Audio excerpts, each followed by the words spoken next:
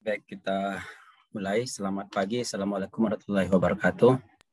Waalaikumsalam warahmatullahi wabarakatuh. Salam sejahtera bagi kita semua. Kita lanjutkan pembahasan kita untuk mata kuliah pemulihan tanaman. Kali ini tentang metode pemulihan tanaman membiak vegetatif. Ya. Pada pertemuan-pertemuan sebelumnya kita sudah membahas metode pemulihan tanaman menyerbukan sendiri, kemudian juga metode pemulihan tanaman menyerbukan silang. Nah, jika pada dua kelompok tersebut, tanaman menyerbukan sendiri ataupun juga tanaman menyerbukan silang, bisa diperbanyak secara vegetatif untuk keperluan komersial, artinya pada saat digunakan oleh petani atau konsumen lainnya, ini perbanyakan tanamannya menggunakan cara vegetatif, maka pemulihan tanaman ini mengacu kepada metode pemulihan tanaman membiak vegetatif. Jadi latar belakang bahwa dia tanaman menyerbukan sendiri ataupun tanaman menyerbukan silang, ini menjadi tidak terlalu penting. Kita lakukan pemulihan tanaman untuk tanaman membiak vegetatif. Meskipun demikian, biasanya tanaman-tanaman yang membiak secara vegetatif ini kalau dia bisa diperbanyak dengan biji, biasanya tanaman tersebut menyerbukan silang. Ya, untuk vegetatif fakultatif yang nanti saya akan sampaikan kemudian. Nah, jadi yang akan kita bahas pada hari ini adalah sistem genetik tanaman membiak vegetatif, lalu kemudian metode pemulihannya, kemudian keunggulan dan kelemahan dari metode-metode tersebut. Ya. Apa itu tanaman membiak vegetatif? Jadi yang disebut dengan membiak vegetatif ini adalah sistem perbanyakan aseksual, ya, melalui pembelahan mitosis tanpa mengalami proses pembentukan gamet dari suatu individu tanaman yang sebelumnya merupakan hasil pembentukan zigot atau seksual. Jadi sesungguhnya semua tanaman-tanaman yang ada ini ada pernah mengalami pembentukan zigot. Ya. Namun dalam perbanyakan ini menggunakan aseksual. Perlu digarisbawahi tanpa mengalami proses pembentukan gamet dan penyatuan gamet tentunya. Ya. Karena kalau kita hanya bicara misalnya seksual itu adalah organ-organ vegetatif, organ-organ somatik, ada tanaman yang diperbanyak dengan biji, tetapi dia aseksual.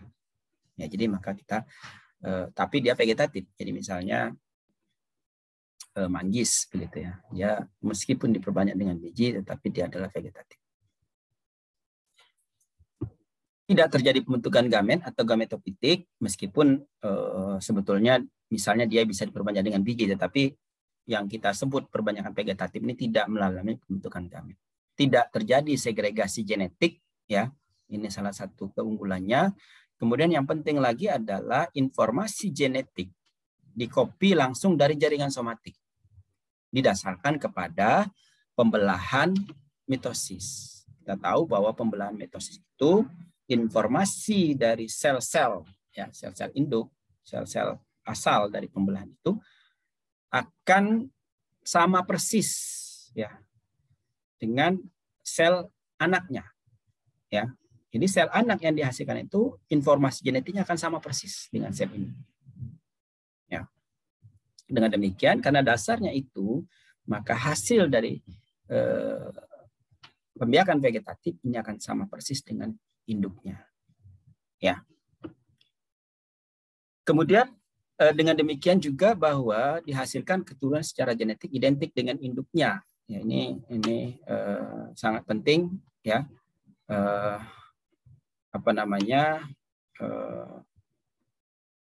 Diketahui, ya, karena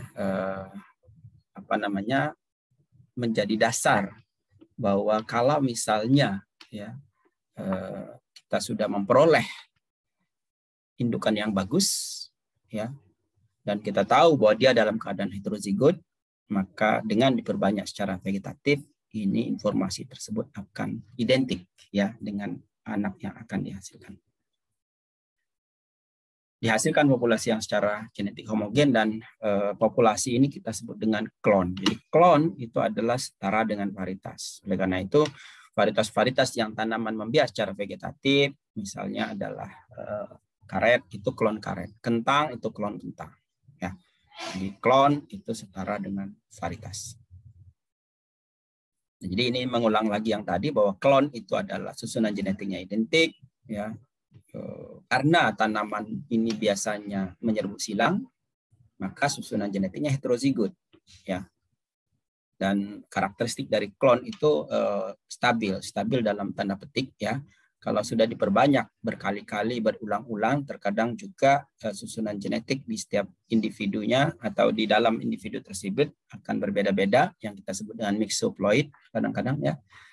Macam-macam itu terjadi pada tebu misalnya ya. Dalam satu tanaman tebu itu kalau diperbanyak secara vegetatif terus-menerus, kalau ada mutasi dia akan terperangkap di situ sehingga susunan genetik dari sel-sel tebu itu bisa berbeda-beda. Nah, untuk mengembalikan agar dia sama, maka perlu ada satu fase dia diperbanyak menggunakan biji misalnya seperti itu.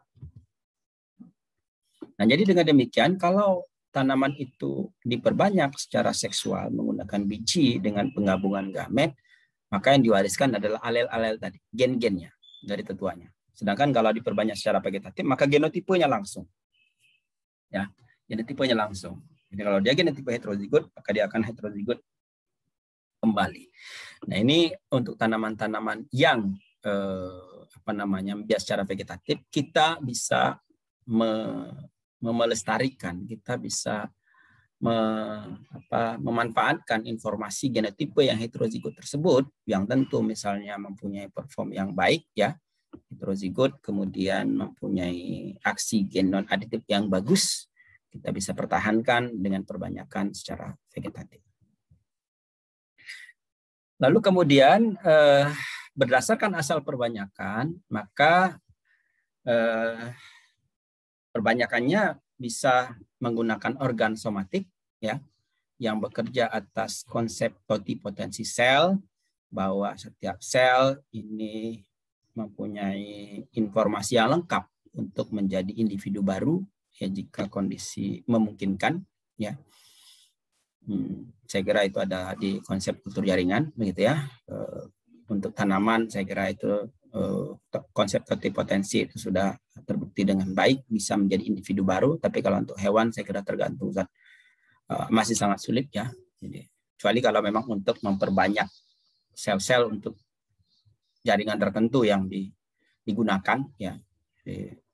Misalnya ayam sintetik gitu ya di Singapura itu totipotensi gitu, betul. Sel diperbanyak terus-menerus tanpa adanya diferensiasi, jadi daging saja begitu, tanpa adanya tulang dan organ yang lain, maka dia akan menjadi massa daging saja ya.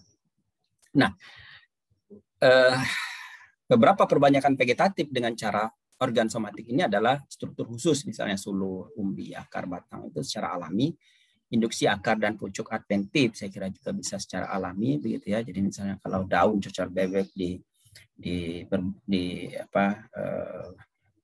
menggunakan media yang tepat, itu akan menjadi individu baru, itu menginduksi akar dan pucuk. Kemudian ada juga yang menginduksi akar begitu ya, stek misalnya menginduksi akar adventif yang diinduksi ya, dan seterusnya. Kemudian perbanyakan vegetatif dengan cara buatan itu grafting ya, nyambung, kemudian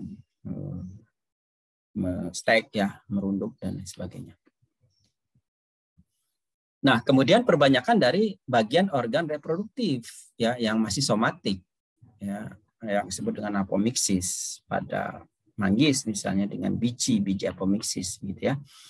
Manggis itu dipastikan bijinya apomixis. Kemudian atau tanaman yang polyembryonik, ya. Mangga misalnya ada yang embrionya lebih dari satu, diyakini bahwa salah satu dari embrio itu yang satu pasti penggabungan gamet, yang lain itu adalah vegetatif. Jadi kalau 3 embrio yang berkembang, 3 bibit yang muncul dari satu biji, itu mesti 2-nya adalah vegetatif, apomixis. Nah ini polyembryonik, kasus-kasus polyembryonik ini sering terjadi pada tanaman-tanaman, misalnya jeruk, begitu, kemudian mangga, alpukat, dan lain sebagainya. Nah, sementara berdasarkan pola perbanyakan, ini ada yang disebut dengan tanaman membiak vegetatif obligat dan tanaman membiak vegetatif fakultatif. Ini sangat penting ya, pola perbanyakan ini menjadi dasar untuk bagaimana caranya kita meng-create, bagaimana caranya kita melakukan kegiatan pemulihan tanaman. Ya. Jadi pengelompokan ini menjadi sangat penting. Ada yang disebut dengan tanaman membiak vegetatif obligat, artinya tanaman itu hanya memperbanyak diri secara aseksual karena organ seksualnya tidak berfungsi atau tidak lengkap. Jadi misalnya pisang itu tidak menghasilkan polen. Maka perbanyakan hanya bisa dilakukan secara vegetatif. Pisang yang triploid, sementara kalau pisang diploid dan kadang-kadang juga pisang tetraploid masih menghasilkan biji, yang menghasilkan polen. Pisang triploid tidak menghasilkan polen, maka perbanyakannya hanya bisa dilakukan secara vegetatif. Ya. Manggis itu hanya terbanyak secara vegetatif, ya, vegetatif obligat, ya, tidak bisa menggunakan biji. Sementara yang kedua itu adalah tanaman yang membiak vegetatif fakultatif, bisa menghasilkan biji, mampu diperbanyak secara seksual, tetapi sistem perbanyakan aseksual menjadi lebih baik, ya, karena pembiakan vegetatif lebih mudah terbentuk. Nenas misalnya, nenas itu bisa ada bijinya kalau disilangkan antara nenas yang berbeda alel S. Misalnya nanas Subang dengan nanas Palembang itu alel S-nya berbeda. Kalau tetap sama-sama dalam satu varietas tersebut, satu kelompok, satu tipe, misalnya nanas Subang dengan nanas Subang, maka mungkin akan mengalami self incompatibility. Ya, ketidakserasian karena alel S-nya sama sehingga tidak terbentuk biji. Nah, pembiakan vegetatif ini lebih mudah dengan menggunakan saker, slips, krowen, bahkan daun juga bisa. Itu menjadi bibit, ya. Atau perbanyakan vegetatifnya menghasilkan populasi yang unggul yang seragam karena kalau misalnya dengan biji maka keragamannya akan sangat tinggi, begitu ya. Misalnya perbanyakan bawang menggunakan ubi lapis karena keseragaman populasinya tentunya. Atau mangga, durian, saya kira itu sudah umum, ya.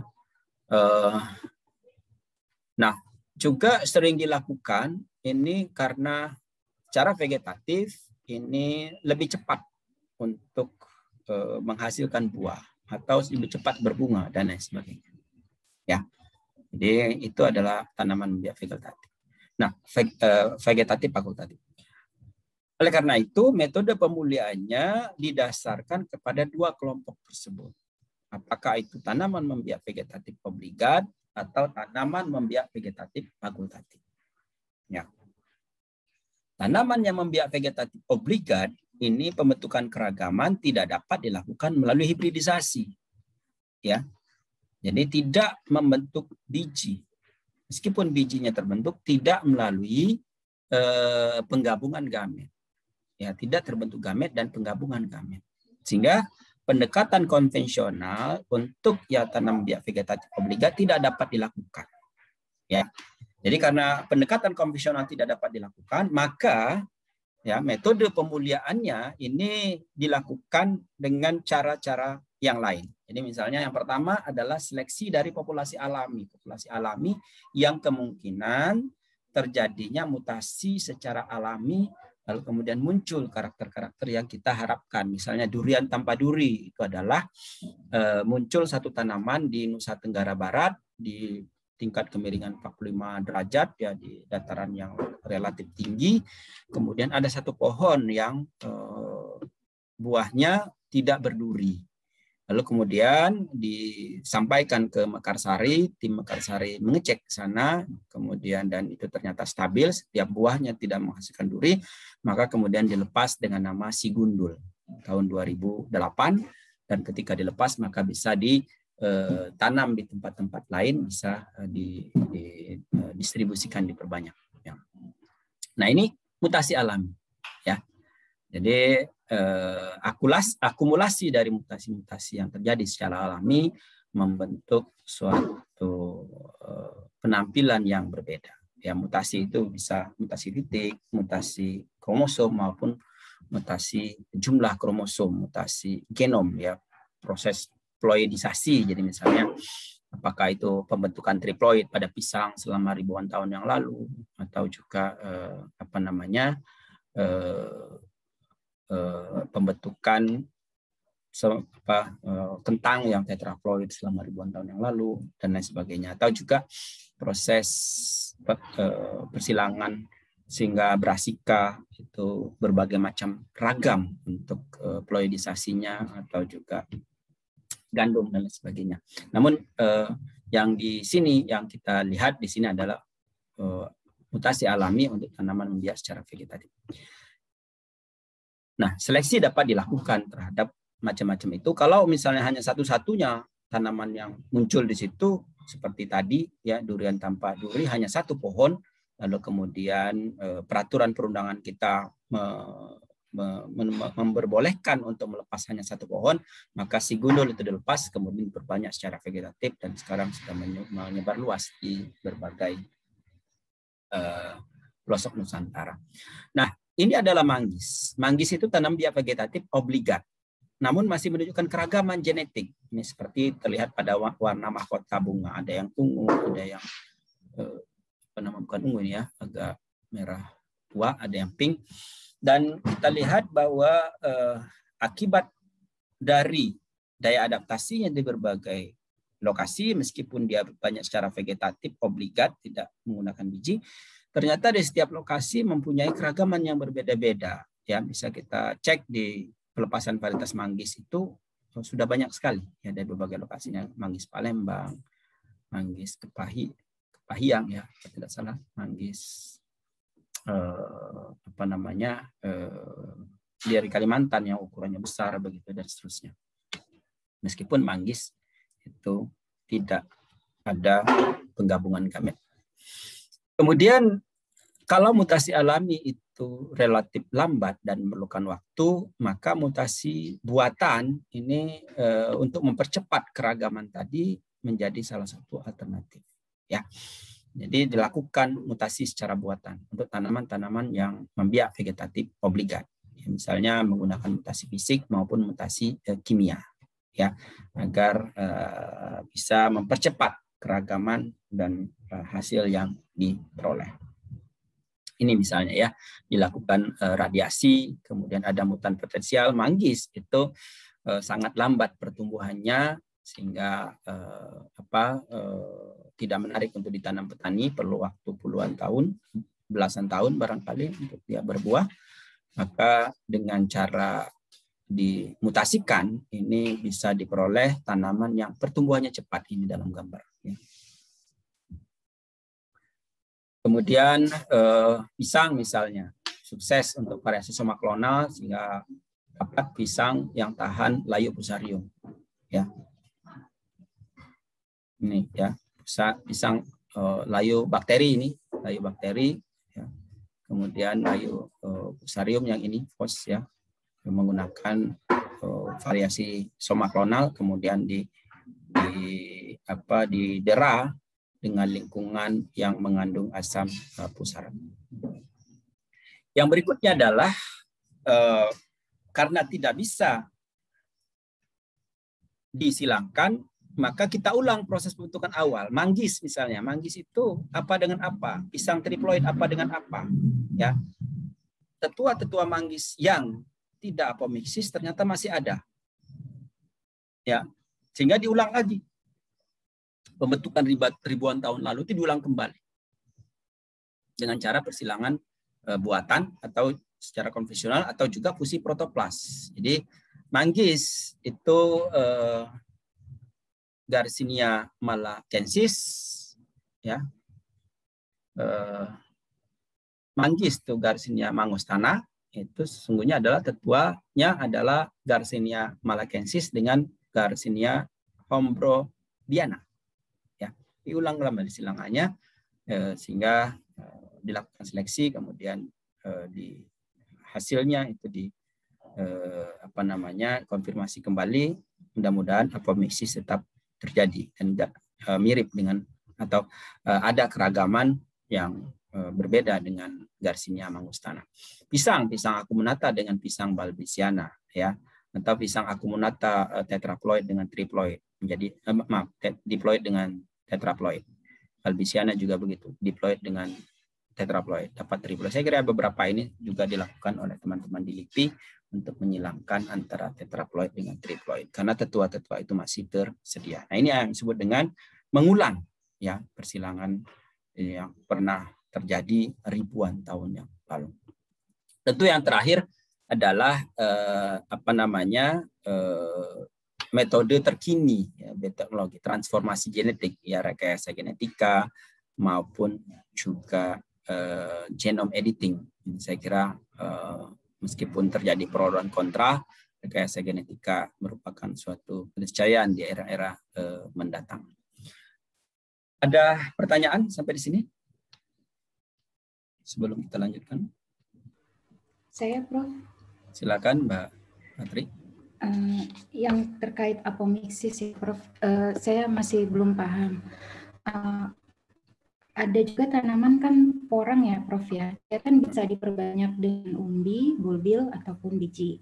Nah, ketika ditanam dari bulbilnya, ternyata memiliki keragaman yang berbeda dengan yang umbi gitu. Apakah dia termasuk vegetatif obligat seperti manggis? Kemudian bagaimana cara menjaga kemurniannya, Prof? Nah, porang saya belum dapat informasi tentang biji, tetapi bisa jadi dia sebetulnya bukan vegetatif obligat, ya. Tidak seperti manggis. Bisa jadi dia vegetatif fakultatif. Jadi sebetulnya dia bisa ada pembentukan gamet, pembentukan biji, meskipun agak kurang optimal dalam pembentukan biji. Mungkin ada kelemahan lainnya kenapa biji tidak terbentuk begitu, ya.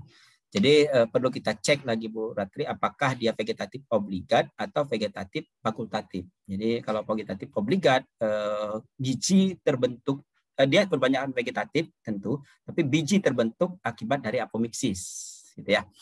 Tidak ada penggabungan gamet. Sementara kalau dia vegetatif fakultatif, biji dapat terbentuk, tapi tidak optimal jumlahnya dan banyaknya, maka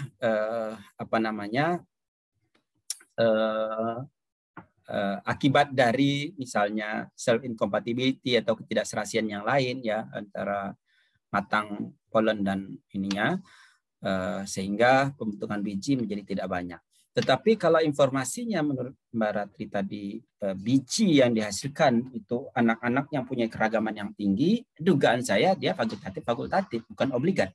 Karena kalau obligat tadi mesti bijinya itu seperti manggis, ya, dia apomiksis begitu, ya.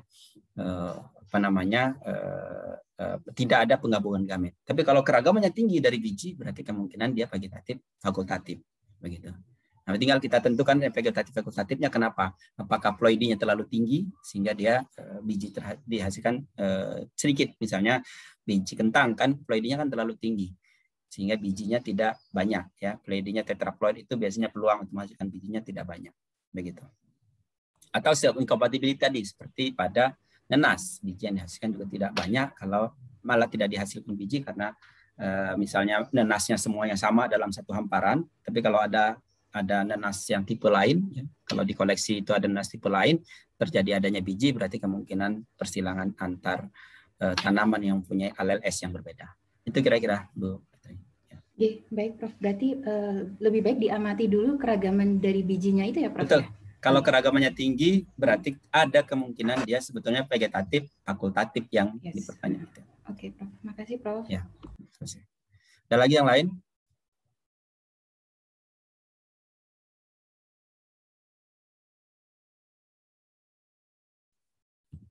Kalau tidak, kita lanjutkan ke kelompok yang kedua, yaitu tanaman membiak vegetatif fakultatif. Pembentukan keragamannya dilakukan melalui pendekatan konvensional bisa saja, ya, atau juga melalui yang tadi juga bisa. Jadi apa yang dilakukan di fakultatif obligat juga bisa dilakukan di vegetatif fakultatif, mutasi buatan, kemudian rekayasa genetika, genom editing dan sebagainya. Namun istimewanya di sini tanaman membiak vegetatif dapat membentuk biji sehingga keragaman itu bisa dilakukan persilangan secara konvensional.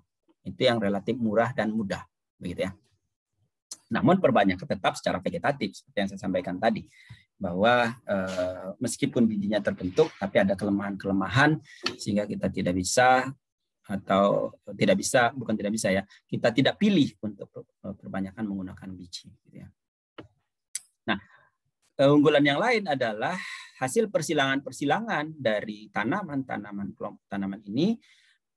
Kalau ada heterosis, kalau genotipe-genotipenya unggul pada F1, maka dapat dipertahankan dalam populasi vegetatif. Jadi Bapak Ibu sekalian, tanaman yang dibiak secara vegetatif fakultatif ini karena tetua-tetuanya adalah heterozigot, seperti yang saya sampaikan tadi bahwa kemungkinan dia adalah menyerbu silangnya tinggi. Karena tetua-tetuanya heterozigot, ketika disilangkan maka F1-nya itu mempunyai keragaman. Karena F1 mempunyai keragaman, maka kita bisa melakukan seleksi di F1. Tidak harus sampai ke F2. Beda dengan yang terbanyak dengan biji. Kalau terbanyak dengan biji, kita tidak pernah melakukan seleksi di F1. Ya, terutama untuk tanaman-tanaman yang menyerbuk sendiri. Tidak pernah kita seleksi di F1. Ya, kita mesti seleksinya di F2 kalau kita ingin melakukan seleksi. Nah, jadi seleksi bisa dilakukan di F1, ya, tidak perlu dilakukan selfing kecuali memang tidak muncul. Jadi misalnya kalau Bapak Ibu menyilangkan tadi durian tanpa duri, misalnya ternyata gen pengendali tanpa durinya itu bersifat resesif. Ketika disilangkan tidak ada yang berduri, ya, semuanya tidak ada yang tidak berduri, semuanya berduri, ya. Lalu karena karakter-karakter yang kita ingin masukkan tadi sudah masuk, tetapi dia tetap berduri. Jadi misalnya karena durian tanpa duri itu ukuran buahnya kecil, kemudian bijinya terlalu besar, misalnya kita silangkan dengan kelompoknya montong atau musangking yang buahnya besar, bijinya kecil begitu, dan rasanya enak. Tapi misal ini, karena mutasi alami kadang-kadang bisa muncul juga yang bersifat resesif atau pseudo dominan, sebetulnya dia ini, tapi dia tidak ada di situ sehingga gen-gennya muncul pseudo dominan. Nah, kalau kita silangkan dengan yang lain, kemungkinan karena dia bersifat resesif akan tidak muncul lagi bijinya. Maka perlu kita selfing di F2 untuk mengeluarkan genotipe-genotipe yang homozigot resesif tadi sehingga fenotipenya menjadi muncul kembali. Ya, itu kalau misalnya tidak dapat yang kita harapkan, perlu kita selfie. Tapi kalau sudah dapat, maka di F1 kita bisa perbanyak secara vegetatif. Jadi misalnya ini, klon 1 dengan klon 2, kita sebut dengan klon karena vegetatif, maka dapatlah F1. Seleksilah di antara individu-individu F1 ini. Ya, dapat misalnya sesuai dengan harapan, seleksi di satu kesempatan, kemudian seleksi lagi untuk lingkungan yang berbeda, dan tentu kita penuhi syarat-syarat pelepasan varietas, apakah itu di satu lokasi atau ada uji metolokasi. Ya, berarti klon-klon itu tanaman-tanaman hasil persilangan dari klon-klon itu diperbanyak secara vegetatif, lalu kemudian diuji di berbagai lokasi, diseleksi dan sebagainya. Atau kalau kita ingin studi genetik, kita gunakan untuk studi genetik dan sebagainya. Hasil dari varietas yang dihasilkan dari proses ini kita sebut dengan klon yang baru, klon 3. Jadi klon 1, silangan klon 2 dapat hasilnya klon 3, 4 dan seterusnya. Ini ada beberapa kasus, beberapa contoh kelompok tanaman yang membiak vegetatif fakultatif. Ya. Jadi misalnya kelompok anggrek. Anggrek itu biasa diperbanyak dengan anakan dan jarang bentuk biji karena adanya halangan fisik. Halangan fisik sebetulnya penyerbukan, namun yang lebih penting juga adalah bijinya tidak punya endosperm, ya, sehingga perlu adanya penanaman biji-biji itu di kultur jaringan. Nah, kita bantu penyerbukannya ya secara buatan, lalu kemudian biji yang terbentuk ditanam melalui kultur jaringan, aklimatisasi, dan kemudian jika diperoleh individu-individu yang bagus, maka individu-individu itu bisa diperbanyak secara vegetatif dan bisa dilepas menjadi varietas baru. Ya, ini adalah prosesnya ya. Jadi ada persilangan, kemudian ditanam di media kultur jaringan, disebut dengan protokom, nanti protokomnya keluar, gitu ya, in vitro seed germination, lalu kemudian dihasilkan individu-individu baru, kemudian jadilah varietas yang sesuai dengan harapan. Ya, ini istilahnya ada disebut PLB, protokom like body. Ya, jadi mirip dengan apa namanya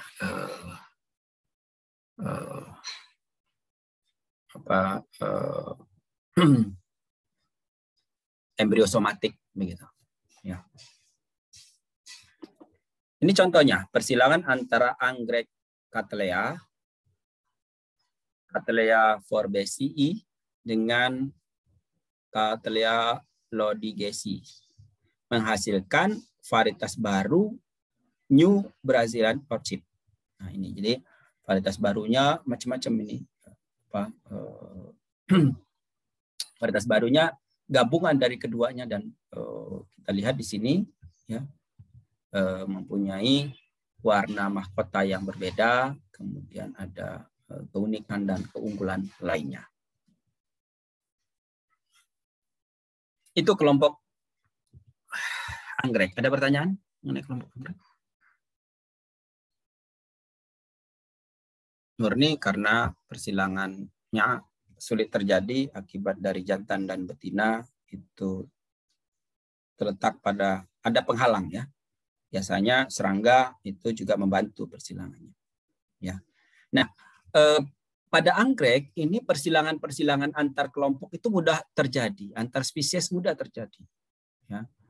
Antar spesies mudah terjadi, kemudian jadilah individu baru yang hybrid. Nah, anggrek-anggrek hybrid terkadang itu sulit bersilang dengan yang lain karena dia misalnya genom yang berbeda gitu ya. Genom berbeda, kemudian dia relatif steril ya.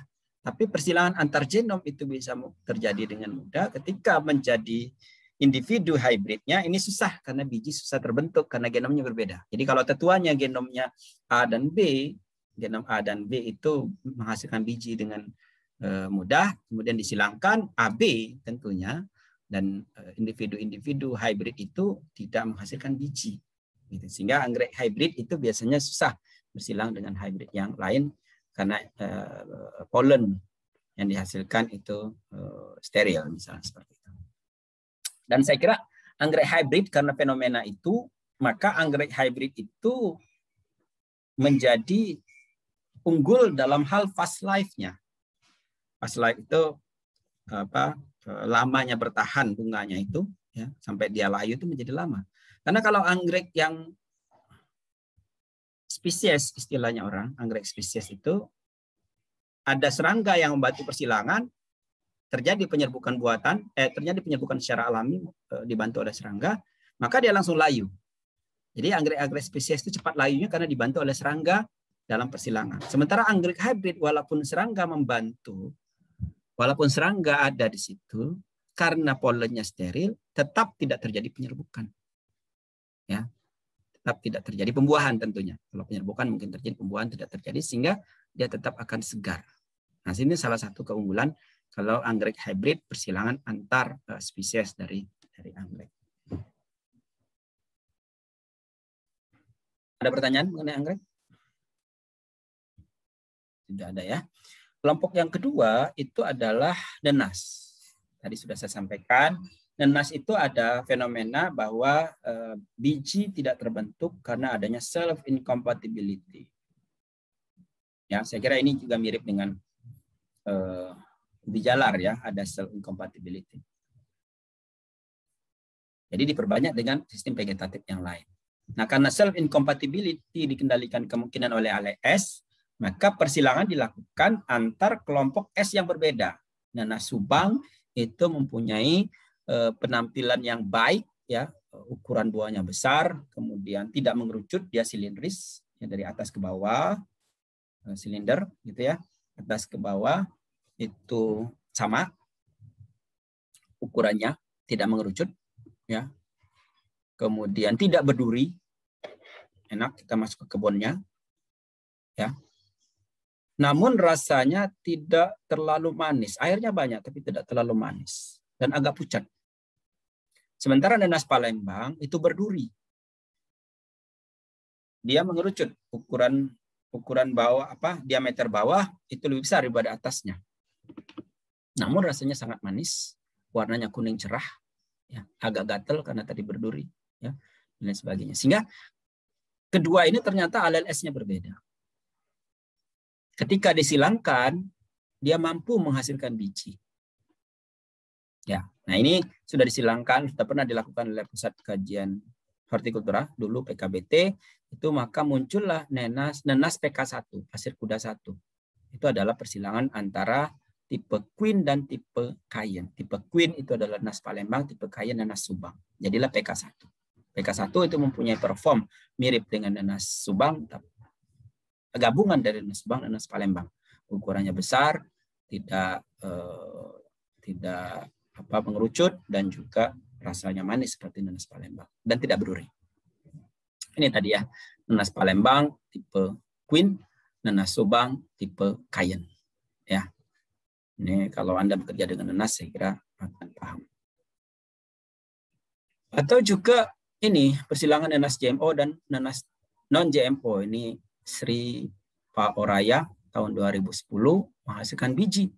Lalu kemudian tipe yang berbeda. Ini persilangan antara Erectifolius dengan Bracteatus. Kemungkinan ini adalah nanas dari nanas hias, kemungkinan begitu ya. Lalu kemudian hybridnya itu karena bisa diperbanyak secara vegetatif meskipun ya persilangan antar spesies, ya kan tidak perlu lagi kita biji. Persilangan antar spesies itu kan kelemahannya tidak menghasilkan biji untuk generasi untuk hasil persilangannya. Jadi kalau F1 tidak menghasilkan biji. Nah, ini malah keunggulan menurut saya. Dan ini persilangan antar spesies pada nanas ini pernah dilakukan, ya. Kalau nanas Subang dan nanas Palembang itu satu spesies, ya. Kalau ini beda spesies. Ada pertanyaan mengenai nanas?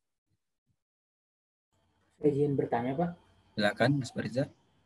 Tadi kan ada perbedaan ALS ya, Pak. Itu pengelompokannya itu bagaimana, Pak, biar mengetahuinya apakah harus dihibridisasi terlebih dahulu, Pak?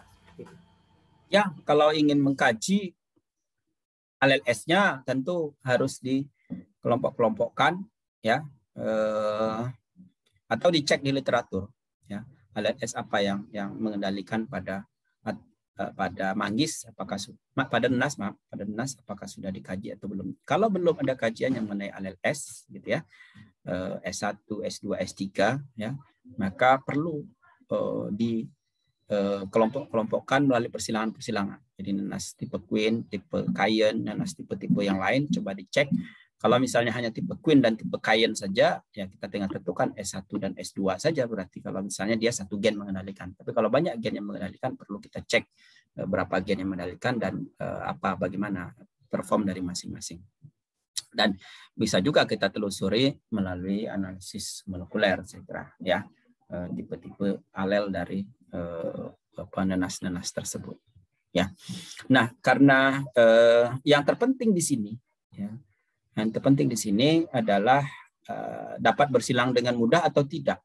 Kalau tidak bersilang dengan mudah, berarti kemungkinan ALS-nya berbeda.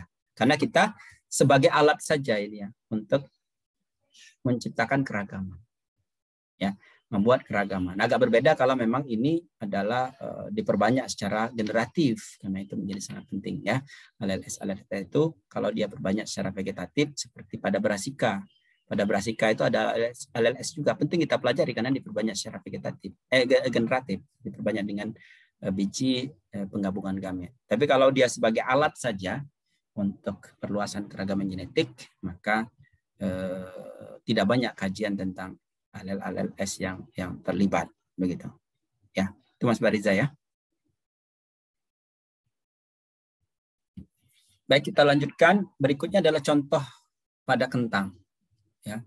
Jadi kalau pada anggrek tadi kesulitan bersilang, kalau karena letaknya yang terpisah. Kalau pada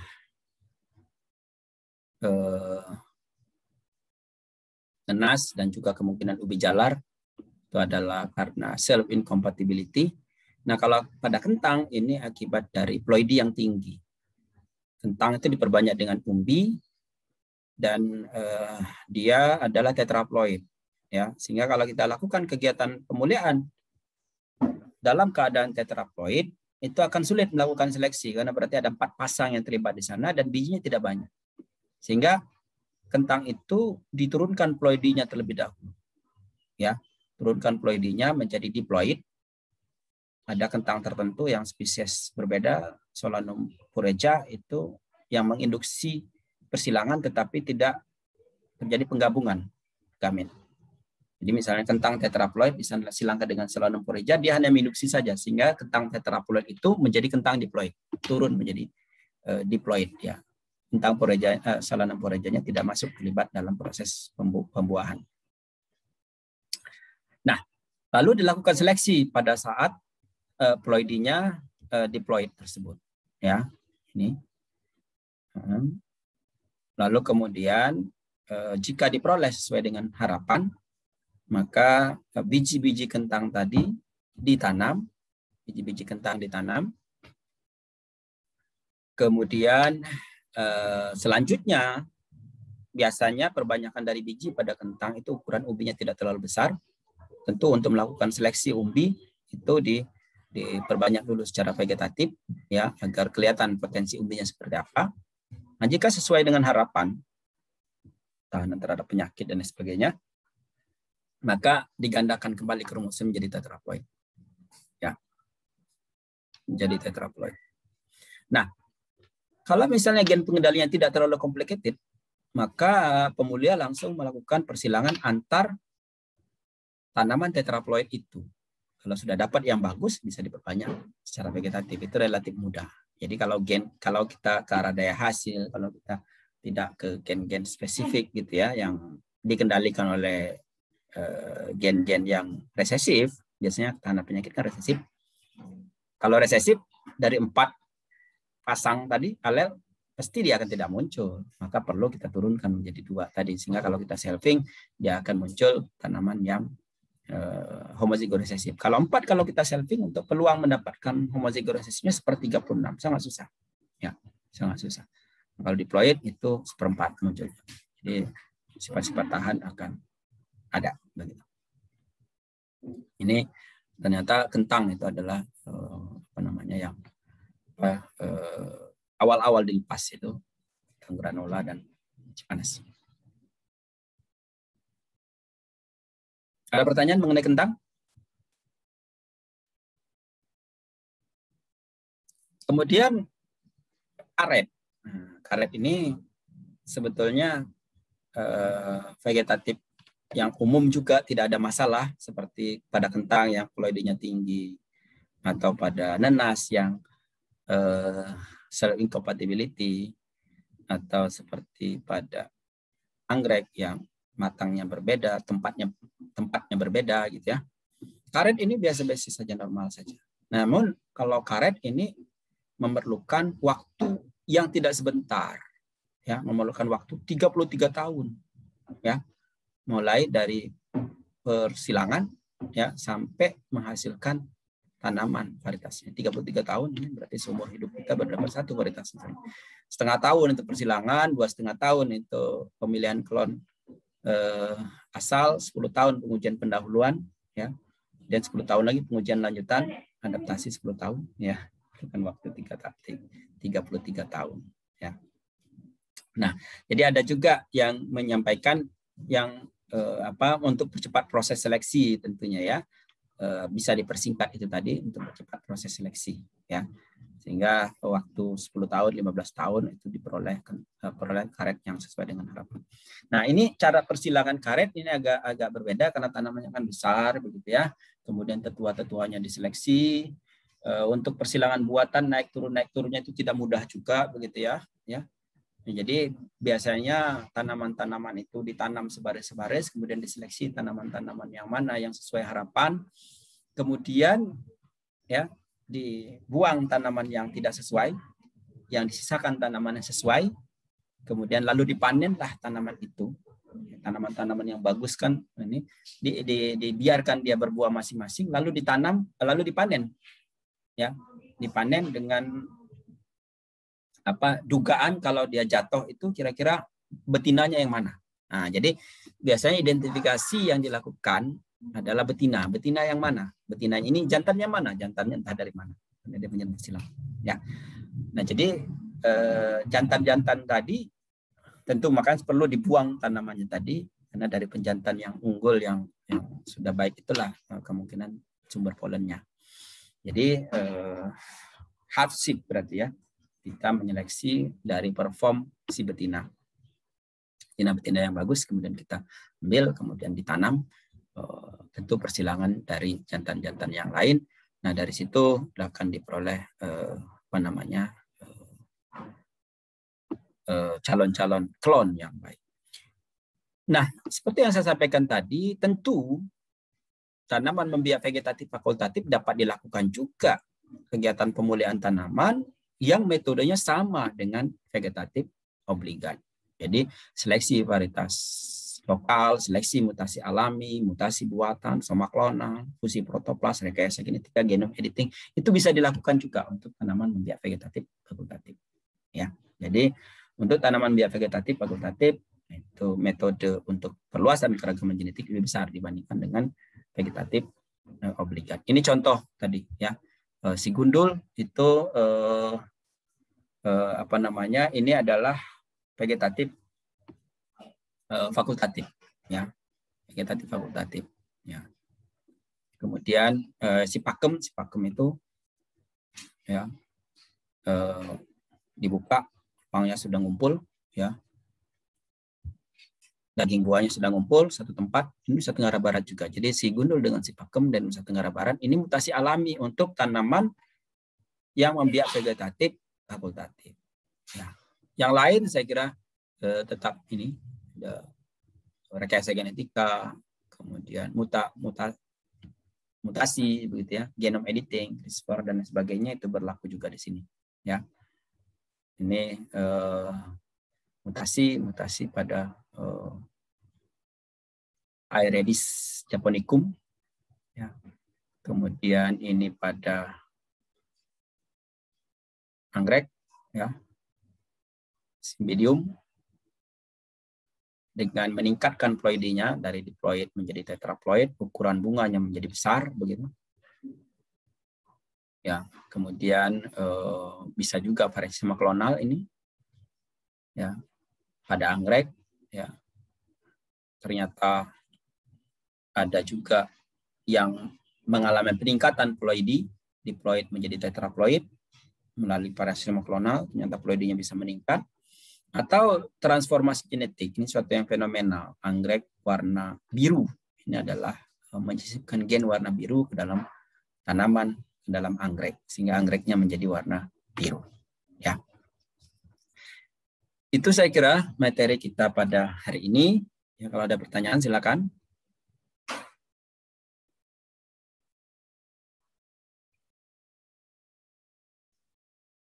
Kalau tidak ada, kita cukupkan sampai di sini. Sampai ketemu minggu depan. Minggu depan adalah pertemuan terakhir. Terima kasih. Assalamualaikum warahmatullahi wabarakatuh. Selamat pagi, salam sejahtera bagi kita semua. Waalaikumsalam warahmatullahi wabarakatuh. Terima kasih. Terima kasih.